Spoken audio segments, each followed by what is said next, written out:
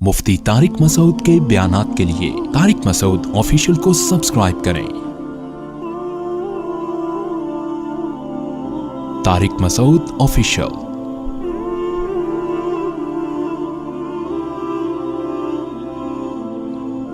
अगर अल्लाह की नाफरमानी इंसान से हो जाए ना, उसकी तलाफी हो जाती है तौबा के जरिए। फितरत से बगावत करोगे, वो फितरत माफ नहीं करती। फितरत नाम अल्लाह ही का है, यानी अल्लाह ही ने फितरत बनाई है, लेकिन अल्लाह ने फितरत को ऐसा बनाया है कि इसकी बगावत करोगे मैं माफ करूंगा। फितरत माफ बोलते क्यों नहीं भाई? बहुत खानदानी बात कर रहा हूं, अल्लाह करे खोपड़ी में उतर जाए, अल्लाह करे मुझे समझ में आ जाए। सबसे पहले तो मिसाल के तौर पर अल्लाह ने आपको हुक्म दिया ये नहीं करो, कोई भी हुक्म दे दिया, रिश्वत नहीं लो।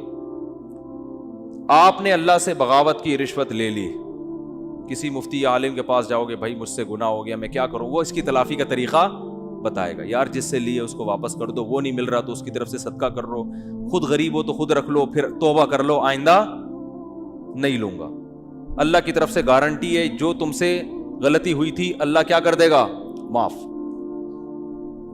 बशर्ते कि ये ना हो कि ये नियत ना हो कि चलो वो वाली तो ले ली थी, बहुत अच्छा हो गया, ठीक है ना भाई, निदामत भी हो कि मैंने गलत किया, बदनजरी हो गई, कुछ भी हो गया, कत्ल भी हो गया, उसकी भी तलाफी है इस्लाम में। जान जानकर ये सोच के कत्ल करना कि मैं तौबा कर लूंगा, ये तो ठीक नहीं है। एक मिसाल है, किसी से हो गया भी, तौबा का दरवाजा खुला है, इसका भी हल है। लेकिन फितरत से जब बगावत करता है ना इंसान, ये दीनदारों की बात कर रहा हूं, एक बड़ा मुआशरे में फॉल्ट आ गया है, वो फितरत से बगावत पे उतर आते हैं। फितरत और नेचर से जब लड़ोगे ना, तो अल्लाह ने नेचर को ऐसा बनाया है कि नेचर माफ बोलते क्यों नहीं भाई? नहीं करती, वो नहीं माफ करती। मिसाल के तौर पर आपने हराम खा लिया। क्या खा लिया आपने? चोरी, किसी के मुर्गी रखी हुई थी या मुर्गी घूम रही थी, चोरी करके बिस्मिल्लाह अल्लाहु अकबर पढ़ के ज़बह किया, आपने खा ली। हराम खा लिया ना आपने। मुर्गी खाना क्या है? हराम है ना। चोरी की मुर्गी वैसे तो हलाल है, हराम खा लिया, इसकी तलाफी हो जाएगी, ठीक है ना। अल्लाह ना करे खिंजीर खा लिया किसी ने, इसकी तलाफी हो जाएगी। भाई तौबा इस्तिग़फ़ार करो, अब खा लिया तो आइंदा ना खाओ, गिड़गिड़ाओ, जितना बड़ा गुनाह होगा उतना ज्यादा गिड़गिड़ाओ। लेकिन आपने जहर पी लिया, ये जो जहर आपने पिया है ना, और पिया भी जान के नहीं है, आप समझे कि इस बोतल में जमजम रखा हुआ है, हालांकि क्या रखा हुआ था? जहर। पहला गुनाह जान कर किया, तौबा से तलाफी होगी।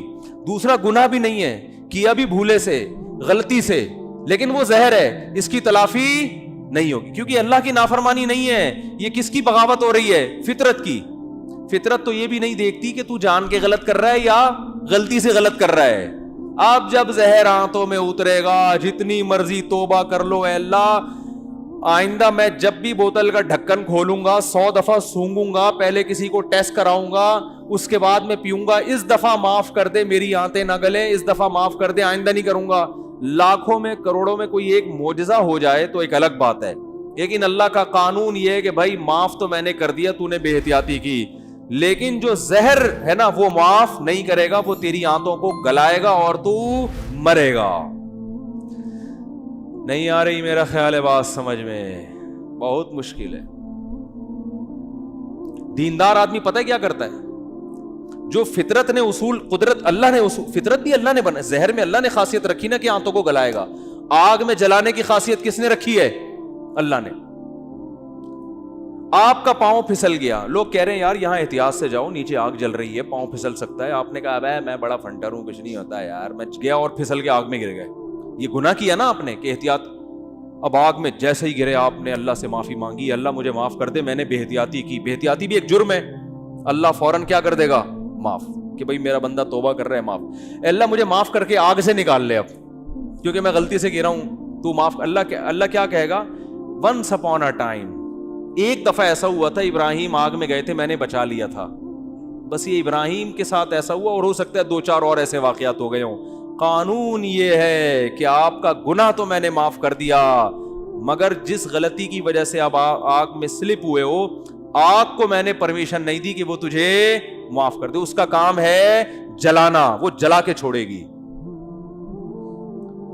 بات آ رہی ہے سمجھ میں؟ آج ہمارے ہاں بہت سے مسلمان اللہ کی تو نافرمانی کر ہی رہے ہیں لیکن ساتھ ساتھ فطرت سے بھی لڑ رہے ہیں.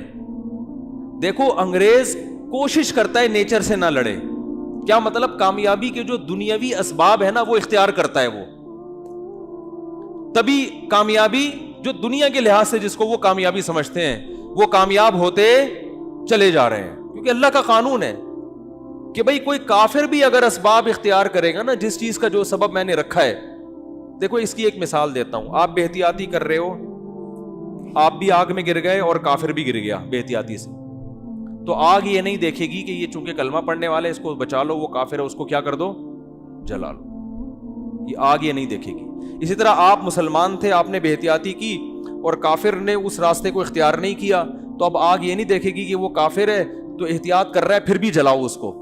نہ نہ نہ نہ, بلکہ آگ اس کو اس تک نہیں پہنچے گی, آگ وہ بچ جائے گا. دنیا کی آگ کی بات کر رہا ہوں. تو دنیا میں اللہ تعالیٰ نے کامیابی اور ناکامی کو کس کے ساتھ جوڑ دیا ہے؟ اسباب کے ساتھ.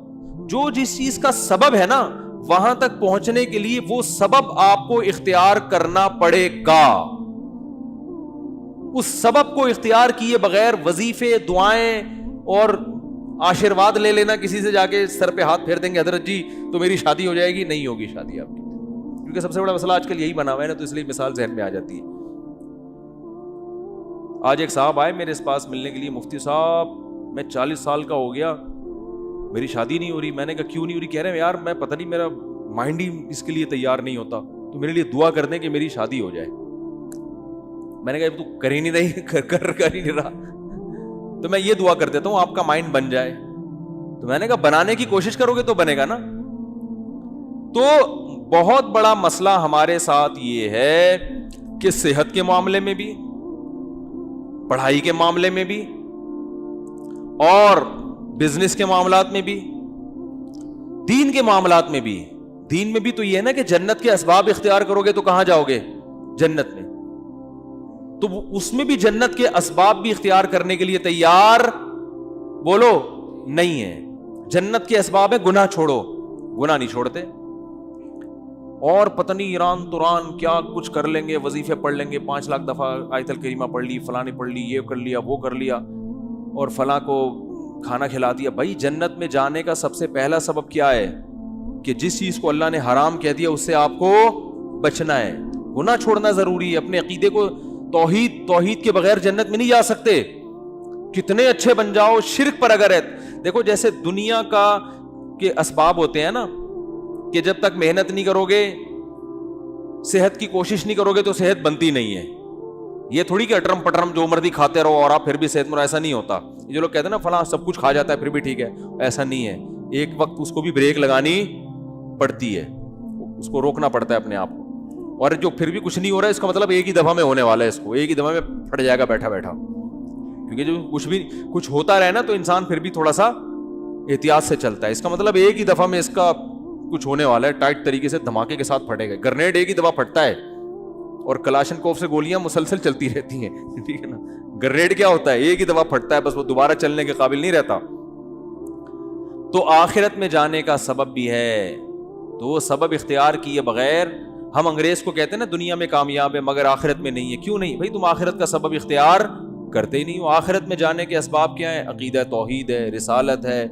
پھر جو اللہ نے جس کو حلال کیا اس کو حلال سمجھو, جس کو حرام کہا اس کو حرام سمجھو. پھر لوگ ہم سے لڑتے ہیں کہ یہ سائنسدان کیوں جنت میں نہیں جائیں گے, انہوں نے تو اتنے نیک کام کیے. وہ بھائی جنت میں جانے کے لیے تھوڑی کیے, انہوں نے دنیا کے لیے کیے ہیں. تو دنیا آج ان لوگوں کو بڑے اچھے القاب سے یاد رکھتی ہے, یار اس نے بلب ایجاد کیا. اب بلب کے رشتہ داروں کو گالیاں دینا الگ بات ہے, لیکن بلب بنانے والے کو گالیاں کوئی بھی نہیں دیتا. پاکستانی قوم بلب کے رشتہ داروں کو گالیاں دیتی ہے, لیکن بلب بنانے والے کو الحمدللہ گالیاں نہیں دیتی, اور دینا بھی نہیں چاہیے گالیاں. بھائی اس نے ہم پر احسان کیا, بلب بنایا, تو احسان کا بدلہ اس کو دنیا میں مل گیا. اس نے کون سا صدقہ جاریہ کے لیے آخرت کے لیے بنایا تھا؟ تو جو دنیا میں کر رہے ہیں دنیا کے لیے کر رہے ہیں, آخرت میں کوئی حصہ نہیں. اللہ نے بتا دیا تم نے آخرت کے لیے کیا ہی نہیں ہے, کیونکہ تمہارا تو آخرت پر ایمان ہی نہیں ہے. تو اس لیے بات خوب یاد رکھو, صحت کا مسئلہ ہو, گھر میں بچوں کی تربیت کا مسئلہ ہو, پیسے کمانے کا مسئلہ ہو, صحیح ہے نا, جب تک محنت نہیں کرو گے، قانون اللہ کا یہ ہے کہ کخ بھی ہاتھ میں نہیں آئے گا، کخ بھی نہیں آئے گا ہاتھ۔ کل رات میں مثالیں اس لیے دیتا ہوں تھوڑی سی عبرت کے لیے، کل ہماری ایک جگہ دعوت تھی، بہت ہی اچھے لوگ تھے، وہ دعوت ٹھکرائی نہیں جا سکتی تھی۔ کھانا کھایا ہم نے 11 بجے رات، اور وہ انہوں نے اتنا کچھ بنایا ہوا تھا، وہ بھی باقاعدہ آرڈر پہ کھایا ہے ہم نے۔ ابھی میں کیا بس وہ سن بھی رہے ہوں گے نا بیان، کھایا۔ 11 بجے جب آپ کھاؤ کے سو گے تو آپ کی صحت ٹھیک ہو سکتی ہے؟ پھر آپ کہو چونکہ میں مفتی صاحب ہوں اور لوگ کہتے ہیں عالم ہے، لوگوں کے خیال میں کوئی نیک آدمی ہے، اصل تو اللہ ہی جانتا ہے کون نیک ہے، کون بزرگ ہے، کون عالم ہے، لیکن لوگوں کا ایک اچھا گمان اگر فرض کر لیں تو چونکہ ہم نے 11 بجے کوفتے کھائے ہیں، کوفتے بنائے ہوئے تھے بڑے خاندانی قسم کے، پھوڑ دیے ہم نے، طبیعت سے پھوڑے۔ اچھا وہ تو میں ان سے کہہ رہا تھا کہ مولانا طارق جمیل صاحب تو رات کو کھانا کھاتے ہی نہیں ہے نا، رات کو کھانا حضرت مولانا طارق جمیل صاحب نہیں کھاتے، وہ اتنے 2-4 نوالے بس جتنا بھی رکھا وہ نہیں کھاتے، صحت کا خیال کرتے ہیں۔ تو میں نے کہا یار اتنا تپڑ مجھ میں نہیں ہے، اتنا اچھا کھانا رکھا ہوا ہے اور میں کھاؤں نہیں۔ تو وہ کہنے لگے، میں نے کہا ہم نے اس کا ایک آلٹرنیٹ تلاش کیا ہوا ہے، کھائیں گے طبیعت سے، تو ہم نے پھوڑا۔ اب جب پھوڑا ہے تو ظاہر ہے اس پھوڑے ہوئے کو نکالنا بھی تو ہے نا کہیں، تو اس کا حل پھر ہم، میرے ساتھ ایک ہمارے دوست تھے وہ کافی وزنی ہیں، میں نے کہا بیٹا اب میں تو نہیں سو سکتا ایسے، میں تو نہیں سو سکتا، یہ تو خودکشی ہے۔ تو میں نے کہا جب تک یہ جتنی کیلوریز جمع ہوئی ہیں نا یہ برن نہیں ہوں گی نا میں نہیں سوؤں گا۔ انہوں نے کہا کیسے برن کرنا؟ میں نے کہا پیدل نکلو۔ تو ہم پھر نکل لیے پیدل، ٹھیک ٹھاک واک کی۔ پھر ہمارے ایک دوست کا جم ہے یہاں چلا گیا، پھر وہ جو مشین ہوتی ہے نا بھاگنے والی اس پہ بھاگا۔ میں نے دیکھا، میں نے اس سے پوچھا یار آدھا کلو کڑھائی میں کتنی کیلوریز، میں نے آدھا کلو کڑھائی نہیں کھائی لیکن اس سے ویسے ہی پوچھا ہے کتنی کیلوریز ہوتی ہیں، اس نے کہا کہ پتہ نہیں 100 ہوتی ہیں۔ تو میں نے کہا جب تک 100 یہاں وہ مشین میں لکھا ہوا تھا نا، اتنا اس پہ میں چلا ہوں اور تیز واک کی ہے کہ جب وہ آئے نا کہ 100 کیلوریز آپ کی برن ہو گئی ہیں، پھر ہم مشین سے اترے۔ ہم نے کہا اب ہمارے لیے سونا کیا ہو گیا ہے؟ بولو نا بھائی، حلال۔ یہ اتنے نیک ہم بھی نہیں ہیں کہ اتنا صحت کا خیال رکھیں۔ ونس اپون اے ٹائم ایک واقعہ اچھا آ گیا، ہم نے کہا پارسل کر دو۔ یہ کرنا پڑے گا آپ کے باپ کو بھی، ورنہ توند نکلے گی، ورنہ عجیب سے ہو جاؤ گے، زندگی ایسی بہاریں اور خوشیاں کیا ہو جائیں گی، ختم۔ وہ کڑھائیاں جو آپ کوفتے جو کھا رہے ہو نا، آہستہ آہستہ جا کے مختلف جگہوں پہ سے نکلنا شروع ہوں گے۔ کبھی کوفتہ یہاں سے نکلے گا، ڈاکٹر کہیں گے ان کی رسولی نکل آئی، وہ رسولی نہیں ہے، وہ جو کوفتے آپ نے کھائے ہیں ان میں صرف ایک کوفتہ نکلا ہے ابھی تو باقی کیا ہے، باقی ہے۔ تو مختلف، ابھی تو تھوڑے دنوں میں آپ خود کوفتہ بن جاؤ گے۔ اور پھر کیا کرتے، صحت ٹھیک نہیں ہے، گھٹن میں درد، یورک ایسڈ بڑھا ہوا ہے، یہ ہوا ہوا ہے، پھر آتے ہیں کہ جی وہ مفتی صاحب کوئی وظیفہ بتا دیں کہ فلاں بزرگ کے پاس چلے جاؤں، پھر وہ فلاں آستانے پہ ایک بڑے اولیاء اللہ بیٹھتے ہیں، آدمی ہے کہ لیکن اولیاء اللہ، اولیاء تو ولی کی جمع ہے بھائی، ولی اللہ ہوتا ہے اس کو لوگ کیا کہتے ہیں، اولیاء اللہ بیٹھتے ہیں۔ اولیاء اللہ تو بہت سارے ہول سیل کے حساب سے کہہ رہے ہیں، وہ فلانے آستانے میں ایک اولیاء اللہ بیٹھتے ہیں، وہ ایسا دم کرتے ہیں بھائی، ان کے پاس جاؤ، ایسا تعویذ ہے۔ ابے تو کھا کیا رہا ہے، تو کمبخت، تو تعویذوں میں نہائے گا بھی نہ کک بھی نہیں ہوگا۔ اللہ کا قانون ہے بھائی، قانون ہے کہ جتنا کھا رہے ہو نا اس کا وہ یوٹیلائز ہو گئی تو صحیح رہے گی، نہیں ہو رہا تو پھٹ جاؤ گے دھماکے کے ساتھ۔ بچوں میں تو چلو گروتھ ہو رہی ہوتی ہے نا، اب 40 سال میں گروتھ تھوڑی ہوگی آپ کی، اب تو فیٹ بڑھے گا، اب تو پھوڑے نکلیں گے، وہ کوفتے نکلیں گے مختلف جگہوں سے، آپ کے کولیسٹرول بڑھے گا 10۔ پھر بھی اگر مر جائے آدمی تو پھر اللہ نے مار دیا۔ اونٹ پہ بیٹھے ہوئے آدمی کو بھی کتا کاٹ لیتا ہے جب انسان کی لکھی ہوئی ہوتی ہے، لیکن پھر اس بیماری پر گناہ نہیں ملتا بلکہ درجات بلند ہوتے ہیں۔ ہمارے نبی صلی اللہ علیہ وسلم بھی بیمار ہوا کرتے تھے، بخار آیا کرتا تھا، اور آپ فرماتے تھے بخار مومن کے حق میں اللہ کی رحمت، لیکن آپ کو یہ بخار معاذ اللہ بد پرہیزی سے نہیں آتا تھا۔ سمجھ میں آ رہی ہے بات؟ ایک بیماری اللہ کی طرف سے ہوتی ہے، وہ آپ کی کوتاہیوں کی وجہ سے نہیں ہوتی، وہ بیماری اللہ کی رحمت ہے، اس میں گناہ معاف ہوتے ہیں۔ آج جو میجورٹی بیمار ہو رہی ہے وہ اللہ کی خوشی سے نہیں ہو رہی، وہ اپنی حرکتوں سے ہو رہی ہے۔ اور اس میں امیدیں لگا کے بیٹھے میں بہت ثواب ملے گا, میرے گردے فیل ہو گئے ہیں, مجھے بہت زیادہ کیا ملے گا, ثواب ملے گا, میرے گردے فیل ہو گئے. میں نے ایک صاحب کو کہا, میں نے کہا اپنا بی پی چیک کرا لیا کرو, آپ کے مجھے دماغ کی سیٹنگ کیا لگ رہی ہے, آؤٹ لگ رہی ہے, کبھی کبھار نا میں نے کہا چیک کرا لیا کرو, کیونکہ مجھے نہیں لگ رہا کہ آپ کا بی پی نارمل ہے. ابے چیک ویک کرانے سے کچھ نہیں ہوتا, مجھے خود بتا رہے تھے, ابے بی پی چیک کرانے سے, جب یہ تو انہی کو ہوتا ہے جو چیک کراتے ہیں, الٹا ہوتا ہی انہی کو ہے جو بار بار کیا کرتے ہیں. میں نے کہا کتنے بلڈ پریشر کے مریض ہیں ہمارے معاشرے میں, یا تو نہ ہوتا نا یہ, پھر خام خواہ میں وہمی بن کے بلا وجہ جا رہے.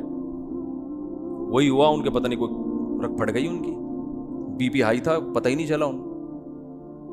اور ایک صاحب کے ساتھ تو ایسا ہوا, ان کو بھی سمجھایا, ان کا تو انا للہ ہی ہو گیا, اللہ تعالیٰ مغفرت فرمائے. بہرحال وہی بات ہے, اللہ تو معاف کر دے گا اگر بعد والے اس کے لیے توبہ استغفار کرے, لیکن فطرت معاف نہیں کرتی. فطرت نے دماغ کی رگ بولو پھاڑ دی, اتنا یہ نہیں دے گا کہ بھائی یہ. تو یہ جو آج کل بیماریاں چل رہی ہیں, بلڈ پریشر ہے, پھر اماں ماں باپ کی خدمت میں بھی سب سے بڑی خدمت یہ ان کی صحت کا خیال رکھو. اماں کے دیکھو کھا کیا رہی ہیں, ابا کو دیکھو, ابا چھوڑ دو پراٹھے, ابا کے پاؤں پکڑو, ابا اس عمر میں پراٹھے سوٹ نہیں کرتے. اور اگر ابا نے پراٹھے کھائے ہیں تو ابا اسے بہت محبت کے ساتھ واک کراؤ, کہ ابا مفتی صاحب اگر پٹھان ہوٹل کے پراٹھے کھا لیتے ہیں تو واک بھی کرتے ہیں, ٹھیک ہے نا. آپ نے مفتی صاحب کے بیان سنے کہ انہوں نے ہوٹل کے پراٹھے کھائے ہیں, تو ابا پھر وہ دیکھو, پھر بھی اللہ کی طرف سے سب کچھ ہو سکتا ہے. بڑے بڑے صحت مند ہم نے دیکھے ہیں دڑام سے نیچے گئے, تو وہ اللہ کی طرف سے ہے نا, وہ تو اللہ سے تو تھوڑی کوئی لڑ سکتا ہے.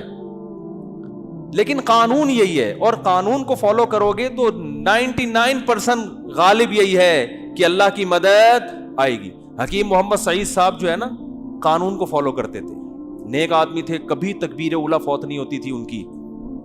68 ایئرز میں 68 سال میں ٹینس کھیلتے تھے, ایک 2 گھنٹہ. آج کوئی کھیل سکتا ہے؟ 40 سال کا آدمی کمر پکڑ کے بیٹھ جائے گا, اس لیے کہ صحت کے اصولوں پر عمل. بھائی اتنے بجے کھانا ہے, یہ نہیں کھانا. ایک حد تک تو سب کچھ چل جاتا ہے, اٹرم پٹرم برگر شرگر انڈے والا وہ والا بھی پھوڑ دیا, اس کے بعد فطرت انتقام لینا شروع کرتی ہے. تو ہم کہتے ہیں نہیں جی, اصل میں تو یہ انہی کو ہوتا ہے جو زیادہ احتیاط کرتے ہیں. آج ایک آدمی کہنے لگا کورونا انہی کو ہو رہا ہے جن کو جو زیادہ احتیاط کر رہے ہیں. میں نے کہا کتنے لوگوں پہ تحقیق کیا آپ نے؟ 2-4 ایسے ہوں گے جنہوں نے احتیاط کی پھر بھی ہو گیا, زیادہ تر وہی ہیں جو احتیاط نہیں کرتے ان کو ہو جاتا ہے. تو تحقیق جب کی جاتی ہے نا, تو 2-4 آدمیوں کو دیکھ کے نہیں کی جاتی ہے, پوری رپورٹ آپ کے پاس ہو اس کے بعد تحقیق کا پتہ چلتا ہے. تو میرے بھائی, مسلمان کے ساتھ بہت بڑا مسئلہ یہ ہے کہ وہ کامیابی کے اسباب اختیار نہیں کرتا. صرف ایک صحت کی مثال میں اس لیے دیتا ہوں کہ صحت کا ایشو تو ہر ایک کے ساتھ ہے نا بھائی. ہر آدمی تاجر تھوڑی ہے, بزنس مین تھوڑی ہے. کچھ ملازمت کرتے ہیں, کچھ تاجر میں ہیں, کچھ پڑھائی پڑھ رہے ہیں, کچھ کوئی اور کام کر رہے ہیں. لیکن صحت تو ایک ایسی چیز ہے جس سے ہر ایک کو محبت ہوتی ہے نا. تو اسی صحت کے معاملے میں اپنے حالات دیکھ لو, اسی صحت کے معاملے میں اپنے حالات دیکھ لو کہ جس کو اپنی صحت کی فکر نہیں ہے وہ باقی کام کیا ٹھیک کرے گا. آپ کہہ سکتے ہو ہمیں صحت کی فکر اس لیے نہیں ہے کہ ہمیں کوئی صحت بنانے کا زیادہ شوق ہی نہیں ہے. یہ 100% غلط ہے. اگر یہ بات درست ہوتی تو آپ بیمار ہو کے اتنا پریشان نہ ہوتے. پھر آپ کو شوگر ہو جاتی, آپ خوش ہوتے یار ہمیں کون سا صحت کیا ہو گئی, کوئی مسئلہ نہیں. ابے ایسی ٹینشن میں آتے ہیں یار یہ کیا ہو گیا, کڈنی فیل ہو گیا, تو آپ کہتے ہیں کوئی مسئلہ نہیں, کڈنی ہے نا, فیل ہو گیا تو کیا ہوا, دوسرا لگوا لیں گے, ادھار لے لیں گے 70 بھائی سے کچھ دنوں کے لیے. لیکن آپ کتنی ٹینشن میں آتے ہو, اس کا مطلب آپ صحت پہ کمپرومائز کرنے کے لیے تیار نہیں تھے. آپ سستی, کاہلی اور معذرت کے ساتھ, بہت ہی معذرت کے ساتھ, پوستی پن کی وجہ سے ایسا ہو رہا ہے آپ کے ساتھ. پوستی پن سمجھتے ہیں؟ پوستی نہیں پتا, اتنا مشہور گالی ہے یار, پوستیوں کی طرح پڑا رہتا ہے, کہتے نہیں ہے. تو وہ یہ پوستی پنا ہے کہ پرواہ نہیں ہے, نہ کھانے کا ہوش, کھائے جا رہے ہیں تو نان اسٹاپ کھائے جا رہے ہیں. ایک بندہ آیا, میں ڈاکٹر کے پاس بیٹھا ہوا تھا, اتنا گول موٹا ماشاءاللہ, ڈاکٹر کے پاس آیا, کہہ رہا ڈاکٹر صاحب میرا پیٹ بھی بڑھ گیا, وزن بھی بڑھ گیا ہے, میں چاہتا ہوں یہ وزن کم ہو جائے, لیکن اللہ کا واسطہ مجھے واکنگ کا مشورہ نہ دینا. میں اسے جاگنگ کا کہنے والا تھا, وہ کہہ رہا تھا کہ اللہ کا واسطہ مجھ سے چلا نہیں جاتا, کوئی دوائیں کھلا دو میں ہلکا ہو جاؤں. ڈاکٹر نے اس کو بولا بھائی ایسا ممکن نہیں کہ لیٹے لیٹے سرنج سے جو ہے نا تمہاری چربی نکال کے تمہیں کم کر دیں. فٹ بال میں سے تو ہوا ایسے نکالی جا سکتی ہے, بندے میں سے ہوا نکالنا میرے بھائی آسان نہیں ہے. بندے کو اپنی ہوا خود ہی نکالنی پڑے گی, چلے بغیر یہ ممکن نہیں ہے. تو دیکھو ہارڈ ورکنگ محنت, دماغی محنت بھی, جسمانی محنت بھی, جب تک اس سستی کو اپنے آپ سے دور نہیں کرو گے, نہ اللہ کے ہاں کوئی مقام حاصل کر سکتے ہو اور نہ دنیا کے ہاں کوئی مقام حاصل کر سکتے ہو. اور اس میں یہ امیدیں, بے دین آدمی تو کہتا ہے چلو کہیں بھی مقام نہیں مل رہا کیا کریں, دیندار آدمی اس پہ دین کا لیبل لگا دیتا ہے. یہ ہے اصل چیز خطرناک جو میں بیان کرنا چاہتا ہوں. اگر کوئی اسباب اختیار کرتا ہے نا کامیابی کے, اس کو بے وقوف سمجھتے ہیں لوگ. علماء کے ساتھ دیکھ لو نا, علماء کے ساتھ گارڈ ہوتے ہیں, زیادہ تر علماء کے ساتھ جو مشہور ہیں نہیں ہوتے, ہوتے ہیں بولو نا. اور یاد رکھو یہ ذمہ داری جو خود عالم ہوتا ہے نا وہ اس سے بے پرواہ ہوتا ہے, وہ تو شہادت کی تمنا میں ہوتے ہیں. یہ ان کے ماتحتوں کا, مریدوں کا کام ہوتا ہے ان کو اس کی طرف توجہ دلانا کہ حضرت آپ کو ایسے چھوڑیں گے نہیں, گارڈ کے بغیر نہیں چھوڑیں گے ہم آپ کو. لیکن مسجدوں میں الٹا ہو رہا ہے, مرید الٹا کر رہے ہوتے ہیں.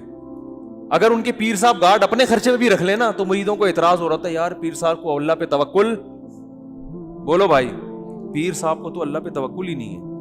مفتی نظام الدین شہید ہو گئے, وہ تو گارڈ کی موجودگی میں شہید ہوئے. اس کا مطلب ہے کہ گارڈ ان کے ساتھ تھے مگر جتنی سیکیورٹی ہونی چاہیے تھی اتنی. دیکھو باطل لوگوں میں قتل بہت کم ہوتے ہیں لوگ اہل باطل کے یہاں, اس لیے کہ وہ اللہ پہ توکل تو ہے ہی نہیں نا ان کے یہاں تو سب کچھ اسباب. آپ کو پتا ہے یہ جو ڈونلڈ ٹرمپ کی سیکیورٹی, کبھی یوٹیوب پہ سرچ کریں آپ حیران ہو جائیں گے. یہ سیکیورٹی اگر کوئی مسلمان سربراہ رکھ لے تو لوگ اس کو کیا تانا دیں گے, اللہ پہ توکل نہیں ہے. حالانکہ یہ تانا یہاں بنتا ہے ہی نہیں. ہمارے شیخ نے گارڈ رکھے, حضرت مفتی رشید احمد صاحب نے, تو لوگوں نے کہا ایک طرف اتنے اللہ والے, اللہ کی محبت میں ہر وقت آنسو نکلتے رہتے ہیں, روتے رہتے ہیں اور اپنی حفاظت کے لیے. حضرت کے تو گارڈ ایسے خاندانی گارڈ تھے, وہ تو کسی کو معاف کر, وہ تو حضرت کی یعنی وہ تو گارڈ کا اس سے بھی تعلق ہے نا کہ آپ کو خطرہ کتنا ہے, تو حضرت کو تو بہت زیادہ خطرہ تھا. تو حضرت ہی کے بہت سے مریدین نے کہنا شروع کیا, ان کا تو اللہ پہ توکل نہیں ہے, اتنے بڑے بزرگ بنے. ہر ایک کی تلاشی ہوتی تھی, جو بھی آتا تھا چاہے کوئی بزرگ آئے نیک آئے, گارڈ سب کو اچھی طرح کنگال کے اندر بھیجتے اب آپ جا سکتے. تو بہت سے لوگ بگڑ بھی جاتے تھے, یہاں پہ کیا ہم بم لے کر آ رہے ہیں, بعض کہتے تھے کیا ہم شکل سے چور لگ رہے ہیں, کیا ہم بم رکھنے آئے ہیں یہاں پہ. تو حضرت کی طرف سے ہدایت تھی, کسی کو معاف کرنے کی اجازت نہیں ہے, سب کی تلاشی. تو بہت سے دینداروں نے اعتراض کیے, ان کو پہ توکل نہیں ہے. اللہ کی قدرت, ایک حملہ ہو گیا مدرسے پر. یہ بات ہے 94-95 کی. ہم بھی مدرسے میں نیچے سو رہے تھے, کچھ دہشت گرد مدرسے میں گھسے, گارڈ نے بہادری کی ہے, وہ مورچے سے اتر کے اس نے چھلانگ لگائی, ریپیٹر سے پورا برس فائر کیا, پورا برس اس کے پیٹ میں, وہ تو وہیں شہید ہو گیا. لیکن اس کی بہادری سے فائدہ یہ ہوا کہ وہ جتنے دہشت گرد تھے وہ مدرسے کے اندر داخل نہیں ہو سکے, ورنہ آج میں یہاں ممبر پہ بیٹھ کے بیان نہیں کر رہا ہوتا, کیونکہ ان کا تو ہدف تھا گولیاں ہمارے اوپر سے گئی, ہم لیٹے ہوئے تھے, ہمارے اوپر سے گولیاں جا رہی تھیں, مسجد میں سو رہے تھے, تو جو دہشت گردوں نے کارروائی کی نا ان کی گولیاں ہمارے اوپر سے گئی ہیں. تو جب ہم اٹھے ہیں تو وہ بھاگ چکے تھے, کیونکہ اس نے گارڈ نے ایسی بہادری دکھائی کہ وہ جان پہ کھیل گیا, خود تو شہید ہو گیا اور لیکن اس نے ان سب کو بھگا دیا. تو اس کے بعد وہ جو باتیں کرتے تھے نا الٹی الٹی, انہوں نے کہا یار اچھا ہوا انہوں نے گارڈ رکھے ہوئے تھے, ورنہ تو آج تو سارے ہی گئے. تو حضرت کو اتنا غصہ آیا, حضرت نے فرمایا غنیمت ہے, سمجھ میں آ گیا, ایک بندے کو شہید کروا کے بات سمجھ میں آ گئی, لیکن شکر ہے. تو حضرت فرماتے تھے یہ کون سی عقل مندی ہے کہ ایک بندہ کو شہید کروانے کے بعد بات سمجھ میں آئے. عقل مندی تو یہ ہے کہ کام سے پہلے بات سمجھ میں آ جائے. پھر حضرت فرمایا, حضرت مولانا یوسف دھیانوی شہید رحمۃ اللہ علیہ, اتنے بڑے بزرگ, اتنے بڑے عالم, ان کی محنتیں ہوتی ہیں, پوری جوانی علم حاصل کیا ہوتا ہے, اتنی یہ ایسی شخصیتیں غیروں کے پاس ہوتی نا تو آپ دیکھو وہ کتنی قدر کرتے ہیں ان کی. گورا اپنے سائنسدانوں کی کتنی قدر کرتا ہے, گورے کو پتا ہو کہ یہ ہمارا قیمتی سرمایہ ہے. اچھا مجھے ایک بات بتاؤ, آرمی کا کوئی بہت بڑا آفیسر ایسے ہی سول ڈریس میں ایسے ہی گھوم رہا ہو اور کوئی گارڈ وارڈ نہ ہو, آرمی چھوڑے گی اس کو؟ آرمی بولے گی بھائی تم پہ خرچہ ہوا ہے, تم اگر شہید ہو گئے نا تم تو جنت میں جاؤ گے, ہماری ایسی کی تیسی ہو جائے گی. ہم نے ٹریننگ کی ہے, لاکھوں روپے خرچ کیے. ایک آرمی کے آفیسر آئے تھے ملنے کے لیے, وہ پتہ نہیں SSG کمانڈو تھے کیا تھے. تو ہمارے دوست نے مجھے بھی انوائٹ کر لیا, اس نے ان کی دعوت کی تھی, مجھے بھی انوائٹ کیا. تو وہ پائے وائے پکے تھے, وہ نہیں کھا رہے تھے. پائے تھے یا کیا کوئی ایسی خوراک تھی جو فل آف کولیسٹرول ہوتی ہے, تو وہ نہیں کھا رہے تھے. تو ہمارے دوست نے ان سے پوچھا آپ کی, انہوں نے کہا یار ہماری ٹریننگ پہ صحت پہ اتنے لاکھوں روپے خرچ ہوئے ہیں, میں پائے کھا کے حکومت کا وہ پیسہ ضائع نہیں کرنا چاہتا. میں کھانے پینے میں احتیاط, یا تو پہلے کھانا کھا چکے تھے, ڈبل کھانا تھا, کیا تھا, مجھے تو واقعے کا اصل مغز یاد رہ جاتا ہے, پوری تفصیل یاد نہیں رہتی. تو میں نے کہا بندہ خاندانی ہے. بندہ کیا ہے؟ حکومت کے پیسے سب نہیں ہے خاندانی, ہر طرح کے لوگ ہوتے ہیں, فوج میں بھی ہر جگہ, تو کھا بھی رہے ہوتے ہیں کہ آ جاؤ, حکومت کا پیسہ ہے نا, پھر تو ڈبل کھانا ہے. ٹھیک ہے نا. اچھے بھی ہوتے ہیں, ہر طرح ہر طبقے میں اچھے برے سب طرح کے لوگ ہوتے ہیں. وہ بڑے خاندانی تھے, بریگیڈیئر کے رینک کے آدمی تھے. انہوں نے کہا میں نہیں کھاؤں, اتنا خرچہ تھی, بڑی ٹائٹ خاندانی قسم کی فٹنس. تو یہ انسان کے عقل مند ہونے کی علامت ہوتی ہے, کوئی سیکیورٹی کا انتظام نہیں. تو یہ ہمارے دینداروں میں ایک بہت بڑا فالٹ ہے, وہ اس کو توکل سمجھتے ہیں, حالانکہ یہ توکل نہیں ہے. قرآن نے کیوں کہا اعدوا لہم ما استطعتم من قوہ, قوت اختیار کرو, الا ان القوۃ الرمی, آپ نے فرمایا قوت سے مراد تیر اندازی ہے, تیر اندازی سیکھو. تو خلافت عثمانیہ جو قائم ہوئی ہے, محمد بن فاتح نے دنیا کی سب سے بڑی توپ بنوائی اپنے سائنسدانوں سے. اس کے بعد اس قلعے پہ حملہ کیا. اس کو پتا تھا یہ غلیلوں سے فتح ہونے والا نہیں ہے, نہیں ٹوٹیں گی. بہت دنیا کی سب سے بڑی توپ اس وقت کی بنائی تھی اس نے کہا اس کے بعد حملہ ہوگا تو ہٹو بچوں ہوگا کام. تو یہ اسباب کے ساتھ اللہ نے دنیا کو جوڑ دیا ہے. ہاں مسلمان اسباب اختیار کرتا ہے, نظر اسباب پہ نہیں رکھتا. اسے وہ بہاری بھائی کا مقولہ ہر وقت یاد رہتا ہے کہ اگر انسان کی شامت آتی ہے تو اونٹ پہ بیٹھے ہوئے آدمی کو بھی کتا کاٹ لیتا. ہمارے ایک دوست بہاری تھے, باتیں بڑی کرتے تھے, تو وہ کہتے تھے کہ دیکھو جب انسان کی شامت آتی ہے تو اونٹ پہ بیٹھے ہوئے آدمی کو بھی کتا, حالانکہ کتے کے لیے وہاں جانا آسان کام نہیں ہے, کنوینس کا مسئلہ ہے بھائی, اس کو تو پوری رینٹ پہ گاڑی لینی پڑے گی. تو جب موت آتی ہے تو کتا کاٹ لیتا ہے. تو جب آنی ہوتی ہے میرے بھائی تو پھر تو 20 گارڈ بھی ہوں, گارڈ ہی دشمن بن کے مار دیتا ہے. جب آنی ہوتی ہے تو آپ صحت کا جتنا مرضی خیال کرو, ایک چھوٹا سا وائرس آپ کی ناک میں داخل ہو کر آپ کی ایسی کی تیسی کر دیتا ہے. ایک کینسر کے اسپیشلسٹ تھے, انہوں نے بتایا کہ بعض دفعہ ایک ایسے آدمی کو کینسر ہوتا ہے جس کے کینسر ہونے کا دور کا امکان نہیں ہوتا. میڈیکل سائنس حیران ہوتی ہے اس آدمی کو کینسر ہو کیسے گیا. تو اللہ سے تو نہیں لڑ سکتے, لیکن عام طور پہ ایسا ہوتا نہیں ہے. عام طور پر قانون یہی ہے کہ جو حفاظت کرے گا اس کی حفاظت ہوگی, جو صحت کا خیال کرے گا اس کی صحت ٹھیک رہے گی, جو پیسہ کمانے کے لیے محنت کرے گا اللہ اس کو پیسہ دے گا, جو پڑھائی پہ محنت کرے گا آگے نکلے گا. ایسے پاکستانی یا USA UK میں جنہوں نے یہاں بلوچ ایک لڑکا بھی, اس کی معلومات مجھے ہوئی, میں انشاءاللہ پوری ڈیٹیل لے کے آپ کو اس کے بارے میں انشاءاللہ بتاؤں گا, کہ بلوچستان میں پیدا ہوا, اردو بھی نہیں آتی تھی.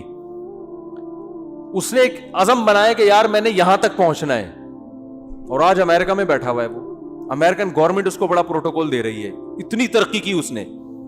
تو بیٹھے بیٹھے مکھنچوؤں کی طرح یہ والا وظیفہ پڑھ لو, وہ والا وظیفہ پڑھ لو, فلاں کے سر پہ ہاتھ رکھوا لو, استخارہ نکالو. استخارہ سب سے آخری حل مسلمان کے پاس کیا ہے؟ استخارہ نکالو. اگر استخارے میں یہ نکلا ہے تو اس کا مطلب تم اب A1 گریڈ سے پاس ہو جاؤ. استخارے میں یہ نکل آیا, گئے کام سے. خواب میں نیلا آ گیا, یہ ہو گیا, پیلا آ گیا, یہ ہو گیا, گلابی آ گیا, یہ ہو گیا. خوابوں کی دنیا سے ٹھیک ہے, خواب بھی نبوت کا ایک حصہ ہے, تو پہلے اپنی ذمہ داری پوری کر لو, پھر اچھا خواب آ جائے تو چلو اللہ کی طرف سے بھی تسلی مل رہی ہے. وہ ایک خاتون کا واقعہ میں سناتا ہوں نا, مجھے کہنے لگی میرے بھائی کا انتقال ہو گیا, مجھے خواب آیا کہ وہ اچھی حالت میں ہے. میں نے کہا چلے اللہ سے امید کی جا سکتی ہے. کہنے لگی بہت نیک تھا, اتنا نیک مفتی صاحب کیا بتاؤں. اچھا, میں نے کہا ماشاءاللہ. میں نے کہا نماز پڑھتے ہیں؟ نماز تو کبھی نہیں پڑھی بیچارے نے. میں نے کہا پھر تو واقعی بہت نیک تھا. اور میں نے کہا یہ خواب پہ پھر بھروسہ نہ کریں, یہ اپنا تخیل بھی ہو سکتا ہے. بعض دفعہ آپ کے ذہن میں ایک شخص نیک ہوتا ہے تو وہ خوابوں میں اچھا ہی آ رہا ہوتا ہے. جس سے نفرت ہوتی ہے نا, خواب میں وہ چڑیل کی شکل میں آتا ہے. حقیقت ہے, کبھی ساس کو بہو خواب میں اچھی کنڈیشن میں نظر نہیں آئی ہوگی, اور کسی بہو کو آج تک ساس خواب میں سفید کپڑوں میں نظر نہیں آئی ہوگی. آپ تجزیہ کر کے دیکھ لیں, کوئی ایسی مارکیٹ میں بہو نہیں ملے گی جو کہیں مجھے میری خواب میں میری ساس آئی اور سفید لباس میں خوشبو کے عطر میں ڈوبی ہوئی. کبھی ہوتا ہے خواب ساس ہمیشہ نندے ساس جٹھانیاں. میں جب پہلے فون سنا کرتا تھا ایسے فون بہت آتے تھے. خاتون نے کہا میری جٹھانی مجھے سانپ کی شکل میں نظر آئی ہے, اس خواب کی تعبیر بتا دیں.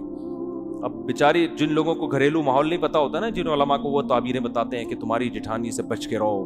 مجھے پتا ہوتا ہے اس کی جٹھانی بیچاری بے قصور ہے, اس کا قصور صرف یہ ہے کہ وہ اس کی جٹھانی ہے. اس جٹھانی ہونے کی جو سزا ہے اس کو مل رہی ہے. تو میں نے کہا محترمہ, جٹھانیاں خواب میں سانپوں کی شکل میں ہی آیا کرتی ہیں, ساسیں بھی, جٹھانیاں بھی, نندے بھی, یہ رشتے ہی ایسے ہیں. یہ سانپ بچھو کی طرح کیا کرتے ہیں, ڈستے ہیں. تو اس کو خواب کو اگنور کر دیں, آپ کی جٹھانی انشاءاللہ آپ کو کچھ بھی نہیں کرے گی, بے فکر رہیں آپ. وہ کہتی نہیں اس کی تعبیر, میں کہ تعبیر ہے ہی نہیں تو کہاں سے بتا دوں میں اس کی, بلا وجہ تعبیر, بلا وجہ. تو مسلمانوں کو خوابوں کی دنیا سے میرے بھائی, استخاروں کی دنیا سے نکلنا پڑے گا. استخارہ جو سنت ہے وہ یہ نہیں ہے جو آپ کر رہے ہیں, وہ یہ ہے کہ کام پورا, ذمہ داری پوری کی, اسباب مکمل اختیار کیے, پھر اللہ کی مدد کو شامل کرنے کے لیے استخارہ کر لیا. اللہ جو بہتر ہے مقدر کر دے, کیونکہ ہوتا اللہ سے ہی ہے. ہمارا یہی ایمان ہے بھائی, ہماری محنتوں میں جان ڈالنے والا کون ہے, اللہ ہے. اور بچانے پر آئے گا تو آگ میں بھی بچا سکتا ہے, جیسے ابراہیم علیہ السلام کو بچایا اس نے. لیکن اس بیس پر ہم آگ میں چھلانگ لگانے کی ہمت نہیں کر سکتے کہ اللہ نے ابراہیم علیہ السلام کو بچا لیا تھا تو ہمیں بچا لے گا, یا اس بیس پر ہم بے احتیاطی کریں. اب دیکھو خواتین بے احتیاطی کرتی ہیں, جو گھروں میں مچھروں کے لیے وہ رکھتی ہیں نا, کوائل جلاتی ہیں. میں نے خود ایک گھر میں آگ لگتے ہوئے دیکھی ہے. گھر کا سربراہ منع کرتا تھا کہ یہ کوائل جو ہے نا دور رکھا کرو آگ. اس نے مجھے خود بتایا واقعہ, کہہ رہے میں اپنے گھر والوں کو منع کرتا تھا کہ بھئی یہ کوائل دور رکھا کرو, اس سے آگ لگ سکتی ہے, سردیوں کا مہینہ ہے, رضائی. وہ کہہ رہے گھر والے ماں وہ بھائی اتنی دور رکھی ہوئی ہے, لحاف وہاں تک نہیں پہنچ سکتا, اس طرح کے. حالانکہ سوتے میں کچھ بھی ہو سکتا ہے, لحاف کھسک کے وہاں تک جا سکتا ہے. رسک کتنا بڑا ہے, اگر چلا گیا تو کیا ہوگا. نہیں جی, گھر میں آگ لگ گئی. اس سوتے ہوئے میں بچے نے کہیں لحاف اٹھا کے پھینکا ہوگا, اس کو گرمی لگ رہی ہوگی, کیا ہوگا. روئی میں ذرا سی آگ لگی ہے, ہوتے ہوتے ہوتے پورا کمرہ آگ سے بھر گیا. خیر بچ گئے وہ, الحمدللہ مرے نہیں, بھاگ گئے. لیکن یہ نبی صلی اللہ علیہ وسلم نے کیا فرمایا کہ رات کو چراغ گل کر کے سو, چراغ بجھا کے سو. فَإِنَّ الْفُوَيْسِقَةَ تَضْرِمُ النَّارَ عَلَىٰ أَهْلِهَا. کس قدر احتیاط ہے, صحیح حدیث ہے. یہ نہیں فرمایا کہ بھئی وہ چراغ کی وہ بتی جل رہی ہوگی تو تمہارا لحاف کھسک کے وہاں تک جا سکتے ہیں, نہ نہ نہ. فرمایا اس بات کا امکان ہے کوئی چوہا نکلے رات کو اور وہ چراغ کو کیا کر دے, گرا دے, اور اس سے آئل پھیل جائے گا نا, اس میں آگ پھیل جائے گی. چوہے کا امکان کتنے فیصد ہوتا ہے گھر میں, 1% بھی امکان نہیں ہوتا, 0.001% ہوتا ہے. لیکن آپ صلی اللہ علیہ وسلم نے آگ سے بچنے کے لیے حکم دیا کہ رات کو آگ جلنے نہ دو, کیونکہ آپ سو رہے ہو, غفلت میں ہو, کچھ بھی ہو سکتا ہے بتائے بغیر. ارے بھائی کون آئے گا, گھر میں تالا ہے, کون بندہ آ کے آگ لگائے گا. فرمایا چوہا تو آ سکتا ہے نا, کسی کھڑکی سے کہیں سے بھی چوہا آیا وہ بجھا دے گا, وہ گرا دے گا آگ کو. کتنے لوگ جنریٹر اسٹارٹ کرتے ہوئے مر چکے ہیں, دیکھا نہیں آپ نے. کتنے لوگ گیس کی وجہ سے مر چکے ہیں. کوئٹہ میں کیا ہوتا ہے, چاروں طرف سے کمرہ بند کیا, اب تو دوسرے چولہے آ گئے, تو وہ گیس کھلی رہ گئی اور صبح سب کا انا للہ, سارے مرے پڑے ہیں. بھئی آپ کو پتا ہے جب گیس کی لوڈ شیڈنگ ہو سکتی ہے تو عین ممکن ہے رات کو لوڈ شیڈنگ ہو اور چولہے میں گیس آنا بند ہو جائے اور چولہا بند ہو جائے. پھر جیسے ہی گیس آئے گی تو وہ خالی گیس نکلنا شروع ہوگی کہ نہیں ہوگی. لیکن یہ تسلی کر کے بیٹھے ہوئے ہیں کہ چونکہ 1 ہفتے سے رات کو گیس گئی نہیں ہے لہذا آج بھی گیس, اور تسلی سے سو جاتے ہیں. تو وہ تو ممکن ہے, پھر تو موت کا امکان ہے.